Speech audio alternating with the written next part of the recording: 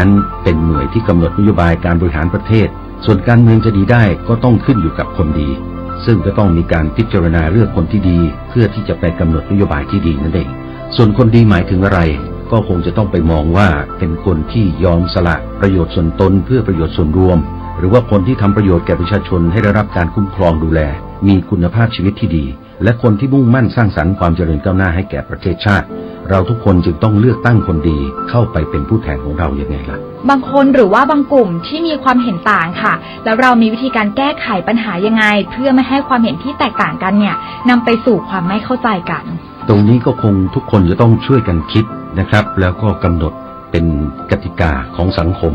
ในหมู่บ้านหรือว่าชุมชนนั้นๆเพื่อให้อยู่ร่วมกันได้อย่างสันติสุข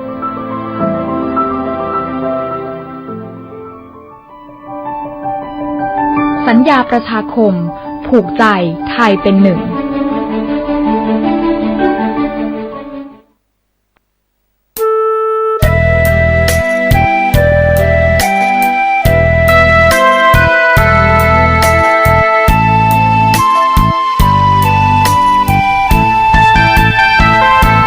ฝากทำยามดึกกับสายลมเพื่อความสุขสมทวนทั่วทุกหัวใจถึงคนทั้งโลกซึ่งอยู่แดนไกลจากคณะสงฆ์เชียงใหม่ที่ได้ตั้งใจเทศกลอนป่านนี้ศรัทธาลับหรือยังหรือกำลังฟังเพลงนี้กันอยู่หนอขอจงตั้งใจฟังให้เพียงพอฟังด้วยหัวใจจดจ่ออย่าท้อและถอยเลย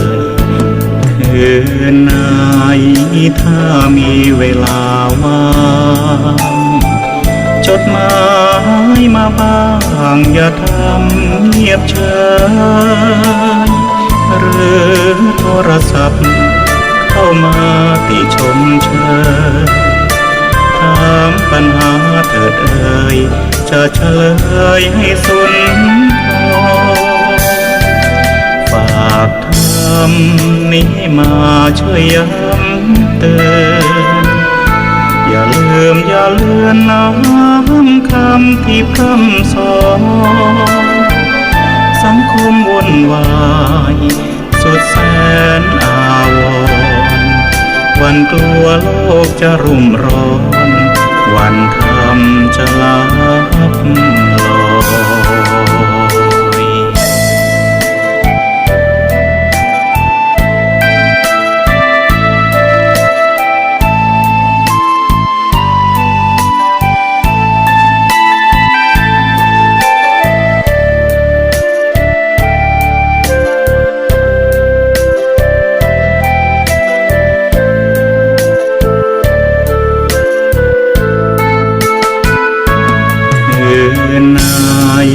ถ้ามีเวลาว่า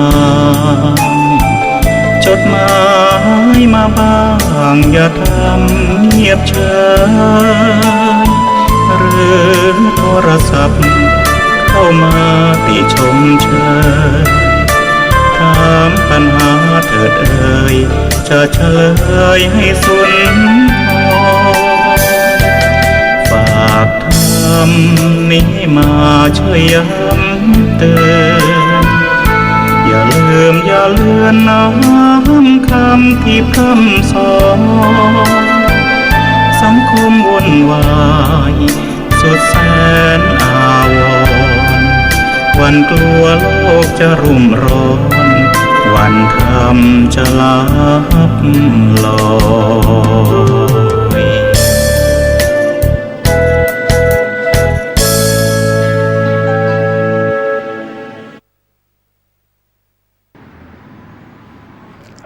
ขอเจริญสุขสาธุชนญาติโยมท่านผู้ฟังทั้งหลายทุกท่านทุกคนในวันนี้รายการธรรมะก่อนนอน ณทางสถานีวิทยุศูนย์การเผยแผ่ธรรมจริยธรรมของวัดฝายหินอำเภอเมืองจังหวัดเชียงใหม่ในวันนี้ตรงกับวันอังคารทุกวันอังคารญาติโยมตั้งแต่เวลา4 ทุ่มเป็นต้นไปจนถึง5 ทุ่มนี่นะแต่ส่วนมากไม่ถึงหรอกโดยประมาณ3-40 นาทีอาตมาภาพตัวเจ้าวัดหนองตองหังดงจังหวัดเชียงใหม่ได้มาพบกับญาติกับโยมเป็นประจำในกลางดึกค่ำคืนของทุกวันอังคารก็เวลานี้ตัวเจ้าบอกตรงๆนะตัวเจ้าก็คงรับกิจนิมนต์ประเทศต่างอำเภอต่างจังหวัดถ้าใกล้ก็คงจะกลับใกล้จะถึงวัดแล้วแต่ถ้าไกลคงไม่ถึงนน5 ทุ่มหรือ6 ทุ่มจะถึงวัดไกลยิ่งกว่านั้นต่างจังหวัดก็เกือบจะตี 1 รายการนี้เป็นรายการบันทึกเสียงธรรมะถ่ายลงแผ่นซีดีและนำมาให้พระเจ้าหน้าที่นั้นเปิดให้ญาติให้โยมทั้งหลายได้รับฟังกันก็ต้องขอขอบใจต่อพระเจ้าหน้าที่และเจ้าหน้าที่ทุกท่านทุกคนทั้งฝ่ายคฤหัสถ์และบรรพชิตที่ต้องอดหลับอดนอนกันเปิดเสียงธรรมะให้แก่ญาติแก่โยมที่อยู่ทางบ้านได้รับฟังกันเช่นเดียวกันต้องขอขอบใจต่อญาติต่อโยมทุกท่านทุกคนที่ติดตามฟังรายการนี้มาด้วยดีตลอดนะอดตาหลับขับตานอนนะญาติโยมบางคนโทรไปบอกและไปทำบุญที่วัดก็มักจะพูดว่านี่ท่านพระครูดึกมีธรรมะเป็นเพื่อนก็ดีนะแต่มาก็ย้อนถามว่าแล้วใครพูดธรรมะให้ฟังล่ะก็ท่านพระครูนั่นแหละพูดให้โยมฟังถ้ามาฟังโยมพูดก็ดีอกดีใจญาติโยมทั้งหลายชีวิตของคนเรานั้นผ่านมาอีกแล้ว365 วัน365 วันวันละ24 ชั่วโมงลมก็คุณเอาเองนะเอา24 ชั่วโมงคุณ365 วันเราอยู่มาได้กี่ชั่วโมง แต่ละชั่วโมงคิดเป็นนาทีแหละแต่นาทีก็เป็นวินาทีเราลองคิดดูว่าแต่ละวินาทีนาทีและชั่วโมงและ1 วันตลอดเป็นเดือนแล้วก็เป็นปี365 วันนั้นในชีวิตเราได้รับความทุกข์หรือความสุขอันไหนมากกว่ากันอาตมาเนี่ยตอบให้โยมฟังเลยว่าโยมจะตอบว่าได้รับความทุกข์มากกว่าความสุขโยมก็อาจจะย้อนถามตัวเจ้าว่าแล้วท่านพระครูล่ะมีความสุขหรือความทุกข์ ทุกข์เอาเมืองเลยนะความทุกข์นั้นก็มีเหมือนกับญาติกับโยมความสุขก็มีเหมือนกับญาติกับโยมโยมจะอาจเป็นทุกข์ส่วนตัวทุกข์ไปในครอบครัวทุกข์เรื่องการทำมาหากินทุกข์กับลูกกับเต้าทุกข์กับญาติทุกข์กับพี่กับน้องทุกข์กับการงานที่ไม่ค่อยมีที่จะให้ทำทุกข์เกี่ยวกับการครองชีพเพราะของแพงส่วนมากญาติโยมจะมีทุกข์อย่างนี้สำหรับอาตมาภาพความทุกข์ก็มีแต่เป็นทุกขเวทนาเจ็บขาพ่องปวดหัวเข่าพ่องปวดโน่นปวดนี่พ่องนั่งไม่สะดวกสบายก็ ก็ยังเป็นห่วงญาติโยมและทั้งห่วงตัวเองว่าชีวิตผ่านไปทุกวันนี้เราทำอะไรให้กับญาติโยมบ้างและญาติโยมที่ยังไม่เข้าใจในเรื่องของพุทธศาสนาก็มีมากเราจะทำอย่างไรให้ญาติโยมได้เข้าใจหลักธรรมในทางพุทธศาสนาไม่ให้โยมหลงประเด็นไปยึดเอาทางที่มันไม่ค่อยท่าไม่เข้าท่าสักเท่าไหร่ไปนึกว่าสิ่งเหล่านั้นเป็นคำสอนของพุทธเจ้าบางคนก็หลงถลำลึกลงไปจนไม่สามารถจะฟื้นตัวขึ้นมาได้แต่บางท่านก็ฟื้นตัวขึ้นมาได้นะเมื่อไปเจออะไรแล้วโอ้นี่ไม่ใช่คำสอนเนี่ยของในทางศาสนาพุทธเนี่ยก็เลยถอยออกมาแต่บางคนถลำลึกไม่ยอมถอยก็เลยจมดิ่งลงไปอันนี้ตัวปัญหาอาตมาก็คิดว่าจะทำอย่างไรให้ญาติโยมได้เข้าใจในเรื่องของชาวพุทธเรื่องพุทธศาสนาเรื่องศาสนคำสอนของพุทธเจ้าอาตมายกตัวอย่างมีเรื่องราวเกี่ยวกับพระสงฆ์ในทางที่เสียหายที่ไม่ดีโยมจะเป็นทุกข์มากโยมจะคิดเสมอว่าทำไมพระเดี๋ยวนี้ทำไมเป็นอย่างนี้ซึ่งไม่ใช่กิจของพระไม่น่าจะมาดื่มน้ำเมาดื่มเหล้าดื่มเบียร์พระไม่น่าจะทำตัวอย่างนี้ผิดศีลผิดธรรมโยมบางคนพูดไปถึงว่าศาสนาเสื่อมแล้วท่านพระครูศาสนาเสื่อมแล้วเพราะท่านเหล่านี้ทำให้ศาสนาเสื่อมโยมเป็นทุกข์มากกลัวศาสนาจะเสื่อมสำหรับอาตมานั้นไม่คิดอย่างนั้นนะอาตมาคิดอย่างไรอาตมาคิดว่ากรรมใครดีใครก่อกรรมดีเป็นของคนนั้นกรรมที่ไม่ดีใครก่อกรรมไม่ดีก็เป็นของคนนั้นและมันก็เป็นเวรเป็นกรรมที่เขาสร้างขึ้นมาหรือจะเป็นกรรมติดตัวเขามาทุกภพทุกชาติเขามาบวชแล้วเขายังหนีกรรมไม่พ้นและยังมาสร้างกรรมอีกทำลายตัวเองอีกที่โยมว่าทำลายพุทธศาสนาก็ตัวเขานั่นแหละทำลายตัวเองศาสนามีอย่างใดเป็นอย่างนั้นไม่เสื่อมไม่เศร้าหมองโยมทั้งหลายศาสนคำสอนของพระพุทธเจ้าเป็นสัจธรรมเป็นของจริงอยู่ตลอดเวลาเป็นอมตะไม่ตายโยมต้องคิดอย่างนี้และโยมจะสบายใจ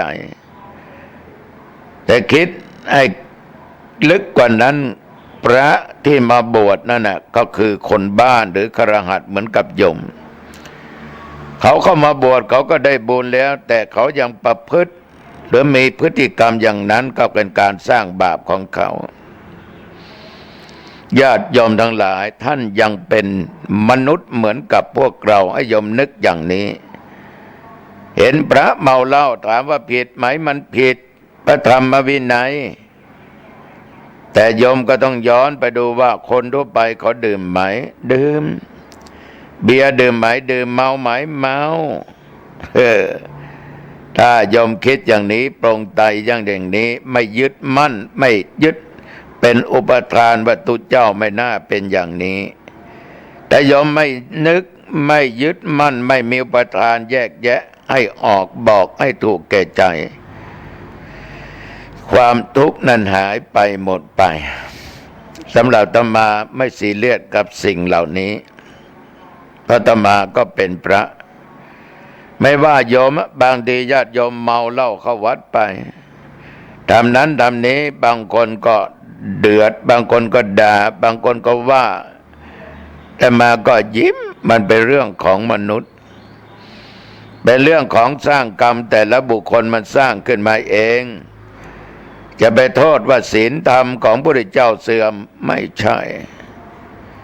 ศีลก็มี5 ข้อ8 ข้ออุโบสถศีล10 ข้อสามเณร227 สำหรับพระภิกษุ311ข้อสำหรับภิกษุณีญาติโยมทั่วไปก็5ข้อไม่เห็นเสื่อมเลย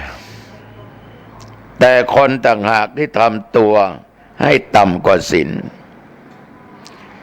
ทำตัวให้ต่ำกว่าธรรมะฉะนั้นญาติโยมศรัทธาสาธุชน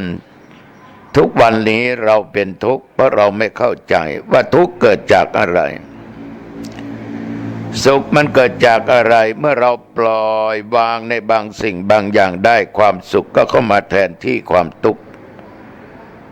ถ้าว่าจิตใจโยมไม่ปล่อยวางยึดทุกสิ่งทุกอย่างทุกข์ก็มีมากความสุขมันจะเข้าถึงไม่ได้แต่เมื่อไรที่โยมปล่อยวางความสุขก็เกิดขึ้นเมื่อนั้นเพราะจิตใจโยมมันสงบระงับความชั่วระงับอารมณ์ต่างๆออกไปหมดฉะนั้นญาติโยมเริ่มต้นชีวิตปีใหม่เมืองผ่านไปปีใหม่แก้วรอดถึงอีกเข้ามาไม่สักกี่วันกี่ชั่วโมงญาติโยมจงตั้งจิตอธิษฐานว่าต่อนนี้ไปกูจะไม่ยึดมั่นว่านี่กูนั่นนั่นเขาไม่ยึดมั่นในสิ่งนั้นสิ่งนี้ให้ยึดว่าทำดีได้ดีทำชั่วได้ชั่วอย่ามั่วนะโยมนะขอให้ทำตัวเองให้ทำดีพูดดีคิดดีในชีวิตโยมก็จะเจอแต่ความสุขได้แต่ถ้าโยมยังไปตกอยู่ใต้อำนาจของอารมณ์ต่างๆโยมก็จะทุกข์มากยิ่งขึ้นไปไม่มีวันที่ความทุกข์จะจางจะหายได้นี่ตัวเจ้าฝากไว้เอาปีใหม่ผ่านไปแล้วโยมทั้งหลายวันสงกรานต์ผ่านไปโยมทำอะไรไว้บ้างทำบุญไหมโยมไปวัดไหนล่ะปีนี้ตักบาตรไหมฟังเทศน์ไหมสวดมนต์ไหมเจริญเมตตาภาวนาบ้างไหมโยมรักษาศีล5ได้ไหมในปีใหม่ปีเก่าไม่ต้องพูดถึงนะถ้าทุกสิ่งทุกอย่างยังไม่ได้ทำในสิ่งที่ดีโยมก็ต้องตั้งสัจจะว่าต่อนนี้ไปข้าพเจ้าขอรักษาสิ่งดีๆข้าพเจ้าขอปฏิบัติตามศีลและตามธรรมญาติโยมทั้งหลาย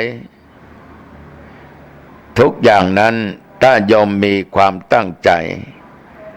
ก็จะเกิดเป็นผลบุญเป็นบารมีให้แก่ญาติแก่โยมกราบพ่อกราบแม่หรือยังขอขมาพ่อแม่หรือยังอาจจะได้ล่วงเกินท่านทางกายทางวาจาทางด้านจิตใจโดยเจตนาหรือไม่มีเจตนาญาติโยมทั้งหลายถ้ายังไม่ได้ทำรีบทำนะคารวะขอขมาต่อผู้มีพระคุณผู้ให้กำเนิดผู้ให้ชีวิตโอ้โหมันเป็นการสร้างบุญอย่างใหญ่หลวง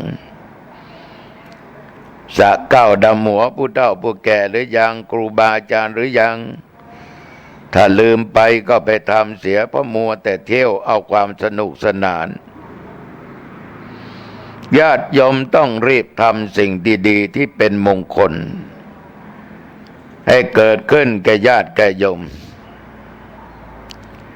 อันไหนเป็นอัปมงคลอย่าทำ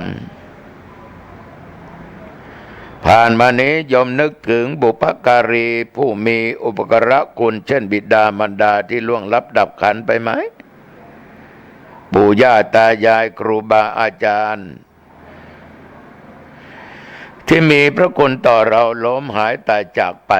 ยอมได้ทำบุญอุทิศส่วนกุศลเขาหรือยังถ้ายังนะโยมนะมีโอกาสก็รีบทำอย่าได้ปล่อยสิ่งเหล่านี้ผ่านไปเราจะได้ชื่อว่าเป็นคนที่ไม่มี ความกตัญญูไม่ได้นึกถึงผู้มีพระคุณไม่ทดแทนผู้มีพระคุณฉะนั้นก็ขอให้ทุกท่านทุกคนนั้นแสดงออกความกตัญญูกตเวทิตาก็คือการแสดงออกซึ่งทำบุญบุพเพตพีอันอื่นอาตมาไม่ต้องพูดนะเรื่องเหล่านี้ยอมทั้งหลายปฏิบัติมาตั้งแต่ครั้งก่อนพุทธกาลคือพวกพราหมณ์นั้นเขามีธรรมเนียมเส้นและทำทักษิณาอุทิศส่วนบุญกุศลนั้นให้ผู้มีพระคุณของเขาเรียกว่าศาสตะเป็นการกระทำอาจจะเนื่องจากการเผาศพบ้างประจำปีครบรอบการตายของบรรพบุรุษบ้างเหมือนอาตมาเองมักจะทำให้โยมพ่อโยมแม่เป็นประจำทุกปีอาตมากำหนดเอาวันที่18ของเดือนเมษาทุกปีทำให้โยมพ่อทำให้โยมแม่คือเป็นการที่เรียกว่าญาติพี่น้องลูกหลานเหลนนั้นได้มาพบกันอย่างน้อยก็ได้รู้จักกันอย่างน้อยได้พูดได้จาได้คุยกันมีอะไรดีๆก็พูดกันฟังในฐานะเป็นญาติเดียวกันเป็นพี่น้องเดียวกันเป็นลูกหลานเหลนและมีอะไรก็เลี้ยงสู่กันไม่มีเหล้าไม่มีเบียร์ไม่มีของดื่มของมึนเมาใดๆทั้งสิ้นจุดที่สำคัญก็คือทำบุญให้โยมพ่อโยมแม่คือโยมพ่อได้จากไปประมาณ10 ปีพอพ่อจากไปปี51เดี๋ยวนี้ปี61ก็เดือนเมษานี่แหละโยมแม่จากไปนั้นโยมทั้งหลายก็ได้30 กว่าปีอัฐิหรือกระดูกของโยมพ่อโยมแม่อาตมาก็เก็บใส่โกฐไว้เดี๋ยวโยมจะว่าท่านพระครูทำไมไปยึดมั่นล่ะโยมทั้งหลายนะอาตมาไม่ได้ยึดมั่นแต่อาตมาถือว่านั่นคือกระดูกของพ่อกระดูกของแม่และกระดูกเหล่านี้ท่านได้รับมาจากบิดามารดาของท่านและท่านก็ได้ถ่ายทอดให้เราเก็บไว้เพื่อเป็นที่สักการะและบูชาได้สละสลงด้วยน้ำอบน้ำหอมน้ำขมิ้นส้มปล่อยในเดือนเมษาของทุกปีปู่ย่าตายายตลอดปู่ป้าน้าอาหลานเหลนญาติทั้งหลายทั้งหญิงและชายนั้นเมื่อถึงวันที่18นั้นเขาก็ลงมาเพราะญาติของอาตมาอยู่แม่ริมเป็นจำนวนมากนอกจากมาสักเก้าดำหัวตามประเพณีแก่ตู้เจ้าแล้วก็ได้รดน้ำอัฐิของปู่ย่าตายายของเขาก็เป็นการปลูกฝังให้เกิดความกตัญญูนึกถึงพระคุณปู่ย่าตายายอาตมาได้นึกถึงพระคุณของพ่อนึกถึงพระคุณของแม่น้องหลานเหลนได้นึกถึงพระคุณผู้มีพระคุณกตเวทิตาทดแทนคุณก็ทำบุญตักบาตรเลี้ยงอาหารมื้อเป็นพระสงฆ์องค์เด่นถวายวัตถุปัจจัยทายธรรมทอดผ้าบังสุกุลอัฐิบางปีก็ซื้อเต็นท์มาถวายอุทิศให้เป็นอนุสรณ์คือโยมพ่อนี่ก่อนจะตายไม่สักกี่เดือนโยมพ่อได้ถวายเต็นท์ไว้กับวัดตั้งเป้าไว้ว่า10 หลังอาตมาก็ทำไปครบบางปีก็ซื้อตู้ซื้อถ้วยซื้อชามซื้อช้อนโยมนาแต่ปีนี้ก็จะทำบุญถวายอาหารมื้อเช้ามื้อเพลน้ำปนะ แก่พระสงฆ์องค์เนนทั้งเก่าทั้งใหม่ที่บวชปิดผ้าฤดูร้อน ก็ทำอาหารถวายตลอดจนจตุปัจจัยแต่ว่าเมื่อวานก่อนจะถึงวันที่18นั้นอาตมาถือว่าเมื่อวานนะ คือวันที่18มันจะเลี้ยงเพลเลี้ยงข้าวปลาอาหารเป็นประจำทุกปีแต่ปีนี้อาตมาถวายซื้อที่ดิน100 ตารางเมตรอุทิศส่วนกุศลให้โยมพ่อโยมแม่ร่วมกับทางคณะศรัทธาญาติโยมและคณะกรรมการนักศีลนักบุญทุกท่านทอดเป็นพระป่าเมื่อวันที่17คือวันที่17นี่แหละที่จะถึงนี้วันที่17นี่แหละโยมทั้งหลายไม่จะถึงมันถึงแล้วผ่านไปแล้วก็ทำบุญทอดพระป่าเพื่อหาปัจจัยซื้อดินถมที่13 ไร่ที่จะสร้างที่พักใจและที่พักกายก็มีญาติโยมรายการแฟนพันธุ์แท้นี่ฟังธรรมะเป็นแฟนพันธุ์แท้ก็มีจิตเป็นศรัทธาเลื่อมใสมีศรัทธาไปร่วมทำบุญกับอาตมาภาพมากพอสมควรต้องขอขอบใจเป็นอย่างมากฉะนั้นการทำบุญอุทิศส่วนกุศลให้แก่ผู้ที่ตายจากไปนั้นครบปีก็ดีกี่เดือนก็ปีจะเป็นต้นเดือนต้นปีก็ตามนะอันเป็นบิดามารดาปู่ย่าตาทวดนั้น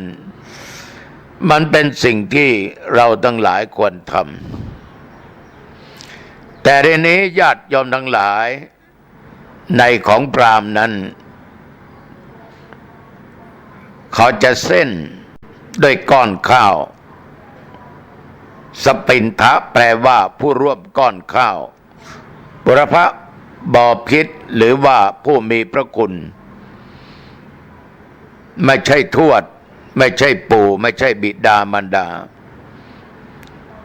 ญาติผู้ไม่ได้สืบสายโดยตรงก็เป็นผู้ที่ควรจะได้รับส่วนบุญกุศลอันเกิดจากการกรวดน้ำแปลว่าผู้ร่วมน้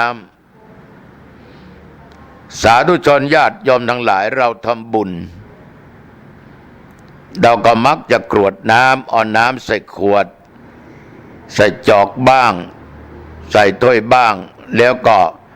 กรวดน้ำหยาดน้ำลงภาชนะแล้วเอาไปกรวดลงที่ดินหรือเราทำอยู่ที่บนแผ่นดินก็กรวดลงบนแผ่นดินแม่พระธรณีจะได้รับรู้อนุโมทนาฉะนั้นจึงเป็นประเพณีตราบเท่าทุกวันนี้เวลาทำบุญไปหาผู้ตายเราก็จะกรวดน้ำแล้วเราก็ตั้งจิตอธิษฐานว่าขอน้ำเนี่ยระงับความระหายของบุคคลที่ได้ทำบุญไปหาธรรมเนียมเหล่านี้จึงมาถึงพวกเราและคนไทยข้าวบินนั้นยอมทั้งหลายคือเอาข้าวกรอกในโกรยทำเป็นโกรยซึ่งทำจากใบตองแล้วก็คว่ำลงบนภาชนะมีพานเมชามเป็นต้นมีกับข้าวของกินบางอย่างเล็กน้อยประดับด้วยดอกไม้สดในวันเทศกาลจะเป็นวันศาสตร์วันตรุษและวันสงกรานต์ก็ตรงกับข้าวบิณของพราหมณ์พวกเราทั้งหลายทุกคนนั้นภายหลังก็เข้าใจว่าการทำบูชาพุทธรูปการกรวดน้ำซึ่งทำสืบต่อกันมาเราก็ทำกันอยู่อย่างนี้จนบัดนี้เวลาพระสงฆ์อนุโมทนาเราก็ใช้ภาชนะเป็นขวดบ้างหรือจอกบ้างหรือภาชนะอย่างไหนอย่างใด แล้วก็กรวดลงดังที่ว่าแล้วก็ไปเทที่ดิน หรือว่าญาติโยมจะกรวดลงที่ดินทีเดียวก็ได้แล้วก็ให้เปลี่ยนความคิดความนึกคิด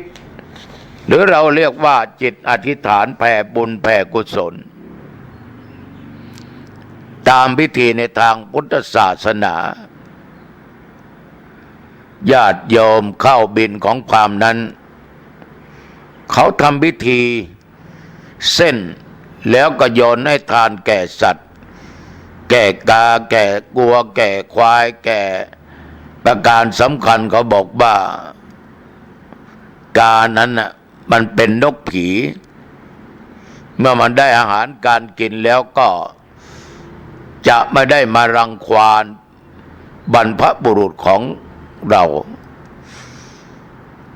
แต่ว่าโคกระบือพวกพราหมณ์นั้นเขาใช้แต่โคแต่ว่าโคจะกินเข้าบิณฑหรือไม่นั้นเราก็อาตมาก็ไม่สามารถจะฟันธงลงไปได้แต่เขาบอกว่าโคนั้นบางคนก็ฝึกมาตั้งแต่ตัวเล็กๆกินข้าวได้ขนมได้โคของเขานั้นจะกินหรือเปล่าก็ไม่รู้การทำทักษิณานี้เรียกว่าสาธะก็คือเชิญพวกพราหมณ์เขาถือพราหมณ์มาเลี้ยงเสร็จแล้วก็แจกไทยธรรมแต่ว่าเขาก็มีผ้าเป็นของที่ต้องมาถวายเว้นไม่ได้พวกพราหมณ์ถือนักถือหนาเรื่องผ้าทีนี้เมืองเรานี่ญาติโยมทั้งหลายก็คงคิดอย่างเขาเวลาโยมจะทำบุญทักษิณานุปทานทำบุญให้คนตายโยมก็จะนิมนต์พระสงฆ์องค์เนรไปฉันอาหารมื้อเช้าบ้างมื้อเพลบ้างแล้วมีการถวายวัตถุทายทานตลอดจนผ้าบังสุกุลเราก็ปฏิบัติตามมาพวกพราหมณ์มาตลอดไม่ได้ขาด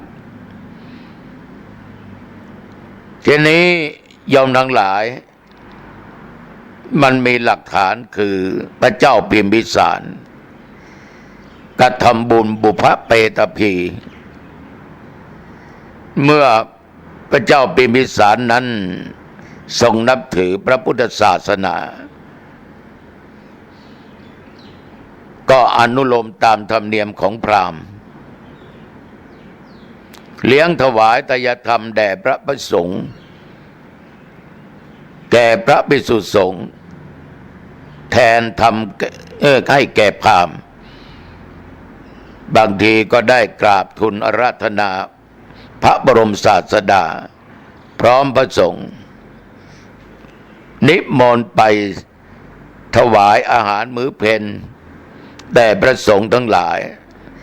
ถวายวัตถุปัจจัยทายธรรม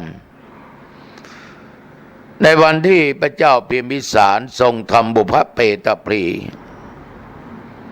โยมทั้งหลายได้เล่าให้โยมฟังแล้วว่าพระเจ้าพิมพิสารนั้นราธนาพระบรมศาสดาเสด็จพร้อมด้วยพระภิกษุสงฆ์ทั้งหลายจำนวนมากๆเหมือนคราวครั้งหนึ่งที่เพศผีทั้งหลายอันเป็นญาติของพระเจ้าพิมพิสารนั้นได้มาแสดงตัวตนให้พระเจ้าพิมพิสารได้รู้ได้เห็นบางตัวนั้นผ้าไม่ได้สวมใส่เปลือยกายร่างกายซีดผอมพระเจ้าพิมพิสารนั้นก็เกิดความสงสารขึ้นมาก็จึงทำเปตพลีโดยนิมนต์พระพุทธเจ้าพร้อมพระสงฆ์ทั้งหลายไปที่บ้านของพระเจ้าพิมพิสารแล้วก็ทรงอังคาดพระสงฆ์ทั้งหลายเหล่านั้นไปยังพระราชนิเวศของพระองค์ พระสงฆ์ท่านเหล่านั้นฉันเสร็จพระเจ้าพิมพิสารก็ส่งบริจาคไทยธรรมต่างๆรวมกับทั้งผ้าจีวรถวายแก่พระศาสดาและพระสงฆ์แล้วก็ตั้งจิตตั้งใจอุทิศส่วนบุญกุศลให้แก่ญาติเวลานั้นพระศาสดาหรือพุทธเจ้าของพวกเราโยมพระองค์ก็อนุโมทนาด้วยคาถามีคำว่าอาทาสิเมอากาสิเมอย่างนี้เป็นต้นซึ่งก็แปลว่าญาติก็ดีมิตรก็ดีเราทั้งหลายลึกถึงอุปการะอันท่านทำแล้วในการก่อนว่าท่านได้ให้สิ่งเหล่านั้นแก่เราถ้าได้ทำแล้วแก่เราท่านเป็นญาติเป็นมิตรเราพึงให้ทักษิณาเพื่อเปตชนยมทั้งหลายพระเจ้าพิมพิสารกรวดน้ำตั้งจิตอธิษฐานขอผลบุญเหล่านี้จงบังเกิดแก่ญาติและมิตรที่มีพระคุณทั้งหลายต่อมากลางคืนวันหนึ่งคืนหนึ่งแต่ทั้งหลายที่เป็นญาตินั้นต่างก็แสดงกายให้เห็นที่เปลือยกายนั้นก็ได้นุ่งห่มผ้าก็คือคงเป็นผ้าจีวร นั่นแหละที่พระเจ้าพิมพิสารได้ถวายแก่พระพุทธองค์แต่นี่ไม่ได้เป็นจีวรไปนะโยมนะกลับกลายเป็นผ้านุ่งผ้าห่มเขาทั้งหลายได้รับก็ได้นุ่งห่มร่างกายอ้วนพีดีงามไม่สูดไม่ผอมเพราะได้รับผลบุญที่พระเจ้าพิมพิสารได้ถวายอาหารแก่พระพุทธองค์ตลอดจนพระสงฆ์สาวกทั้งหลายนี่ก็เป็นแบบเป็นอย่างมาตั้งแต่นั้นมาจนถึงบัดนี้เราทำบุญเราจะกรวดน้ำตั้งจิตแผ่เมตตาขอผลบุญนี้ไปรอดถึงยังดวงวิญญาณของบิดาชื่อนั้นมารดาชื่อนี้ของสามีของภรรยาของลูกชื่อนั้นชื่อนี้ของญาติของมิตรชื่อนั้นชื่อนี้เราจะกรวดน้ำลงบนดินแต่ว่าเราอยู่บนบ้านเราก็กรวดน้ำลงภาชนะที่สามารถรองรับได้จากนั้นเราก็ไปเทลงบนดินเพราะแม่พระธรณีจะเป็นสักขีพยานนะโยมอาตมาเคยเล่าให้โยมฟังว่าพระพุทธเจ้าของพวกเรานี้หลายชาติที่ผ่านมาได้ทำบุญ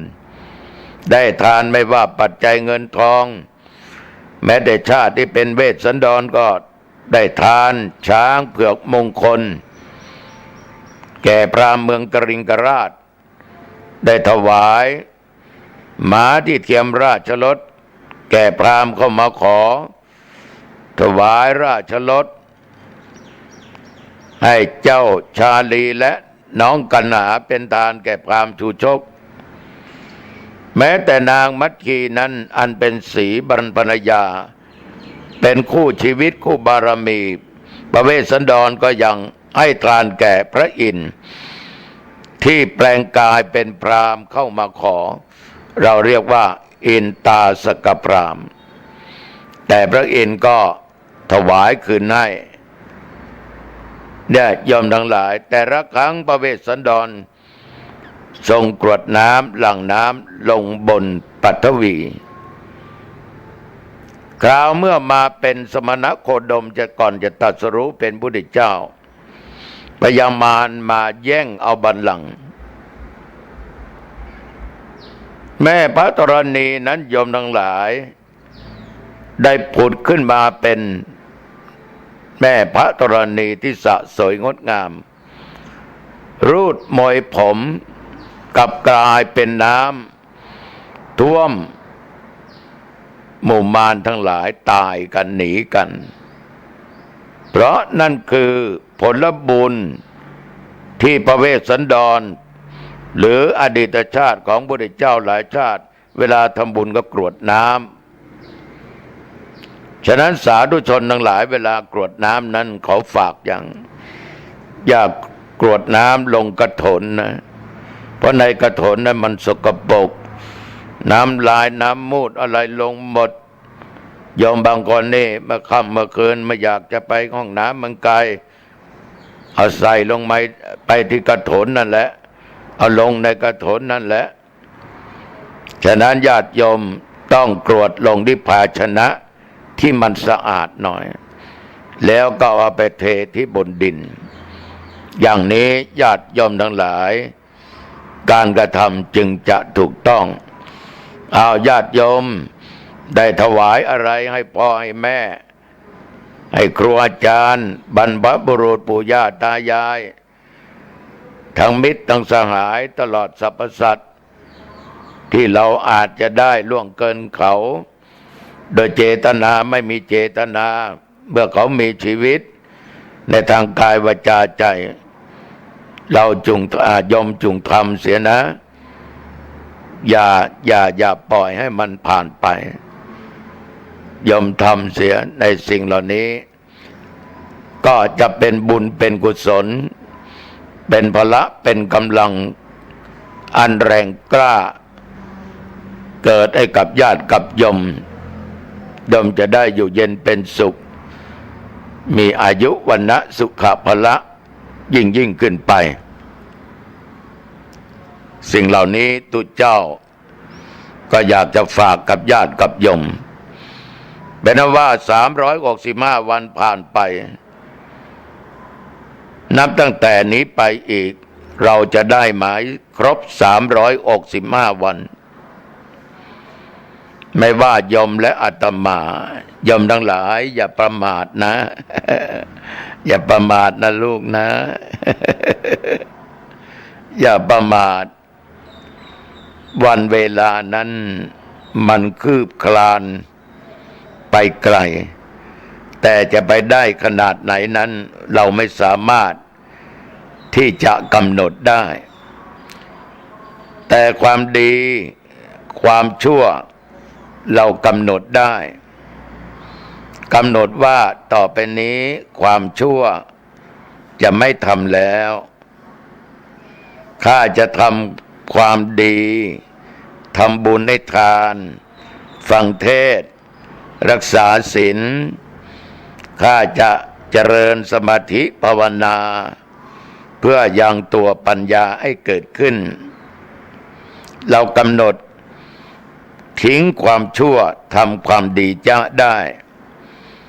เรากำหนดให้ใจของเราสดใสบริสุทธิ์ได้ไม่ให้จิตใจหยาบด้วยความโลภ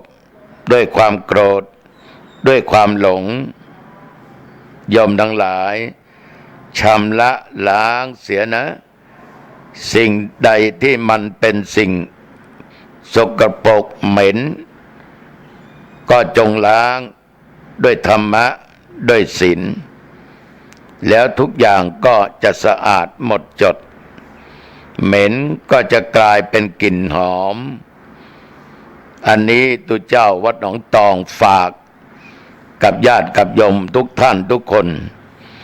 ต้องนำไปคิดพิจารณาก็แล้วกันก็เรียกว่าให้โยมทำบุญทำอะไรก็ตามที่อุทิศส่วนกุศลให้แก่ผู้วายชนอันจากเราไปนั่นแหละจะเป็นพ่อเป็นแม่เป็นพี่เป็นน้องสามีภรรยาเป็นมิตรสหายเป็นผู้มีพระคุณแม้แต่สรรพสัตว์ทั้งหลายเราก็จงตั้งใจทำไหนๆก็มันถึงวันสำคัญแล้วเราจะเริ่มต้นชีวิตใหม่ก็ได้ชื่อว่าเป็นคนที่มีความกตัญญูกตเวทิตาต่อผู้ที่มีพระคุณฝากไว้แค่นี้ญาติโยมสำรวจดูประตูบ้านปิดแล้วนะ ประตูหอเรือนปิดหน้าต่างปิดลงกรให้มิดชิด อย่าประมาทเก็บของมีค่าไว้เป็นที่เป็นทางดับไฟปิดไฟอย่าใช้มันเปลืองสิ่งเหล่านี้เกิดอุบัติเหตุบ่อยไฟไหม้บ่อยไฟฟ้ารัดวงจร ล้างหน้าล้างตาหรืออาบน้ำเปลี่ยนผ้าเข้าห้องพระไม่มีเข้าห้องนอนกราบพระนะลูกนะกราบครั้งแรกกราบพระพุทธครั้งที่สองพระธรรมครั้งที่สามพระสงฆ์กราบครั้งที่สี่บิดามารดาอันเป็นพระของลูกของเราทุกคนกราบครั้งที่ห้าครูอาจารย์ถ้าเป็นพระเป็นน้อยเป็นหนานึกถึงอุปัชฌาย์นึกถึงผู้มีพระคุณทั้งหลายดินน้ำไฟลมเทพาอารักษ์ตลอดสรรพสัตว์มันก็มีพระคุณต่อเราแล้วโยมไหว้พระสวดมนต์เจริญสมาธิภาวนาแผ่ผายาบุญให้แก่ท่านเหล่านั้นและแผ่บุญกุศลแก่ตัวเองทำจิตให้เป็นสมาธิตั้งมั่นอุทิศส่วนกุศลให้พ่อแม่ปู่ย่าตายายสรรพสัตว์เจ้ากรรมนายเวรเทพาอารักษ์และตัวเองดังที่กล่าวสำรวจดูข้อศีลนะลูกนะข้อหนึ่งปลอดภัยข้อสองไร้กังวลข้อสามไม่มีจิตใจไปกับใครข้อสี่วันนี้ไม่ด่าไม่เท็จข้อห้าไม่ดื่มไม่เมาไม่เอาสิ่งเสพติดนอนหลับสบายนะลูกนะอายุวันโนสุขังพระลังเจริญพร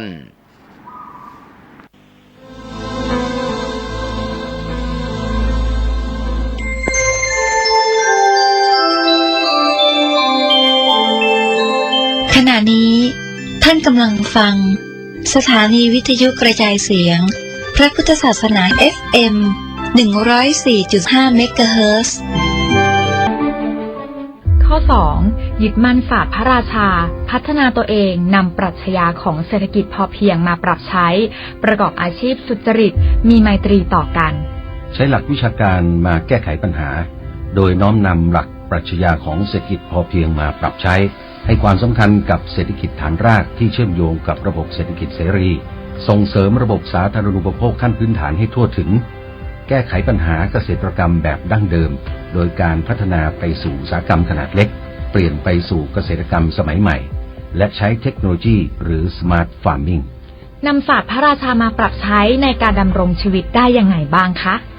ก็อยู่บนหลักคิดเพื่อความสมดุลยึดมั่นในหลักคุณธรรมศีลธรรมนำไปสู่ความสมดุลและก็ความยั่งยืนแล้วที่บอกว่าความพอประมาณความมีเหตุผลการมีภูมิคุ้มกันในตัวที่ดีต้องทำยังไงบ้างก็หมายถึงว่าการที่เราทำอะไรก็ตามต้องไม่มากหรือว่าน้อยเกินไปไม่ตระหนี่ทีเหนียวหรือว่าฟุ่มเฟือยจนเกินไปซึ่งจะต้องพิจารณาจากกำลังของตนเองด้วยสามารถที่จะวิเคราะห์ข้อดีข้อเสียที่เกิดขึ้นได้ความรู้แล้วก็คุณธรรมเราควรจะปฏิบัติยังไงบ้างคะก็ต้องอาศัยความรู้แล้วก็ประสบการณ์มาปฏิบัติให้เกิดผลจริงโดยต้องอาศัยหลักวิชามาดำเนินการในทุกขั้นตอน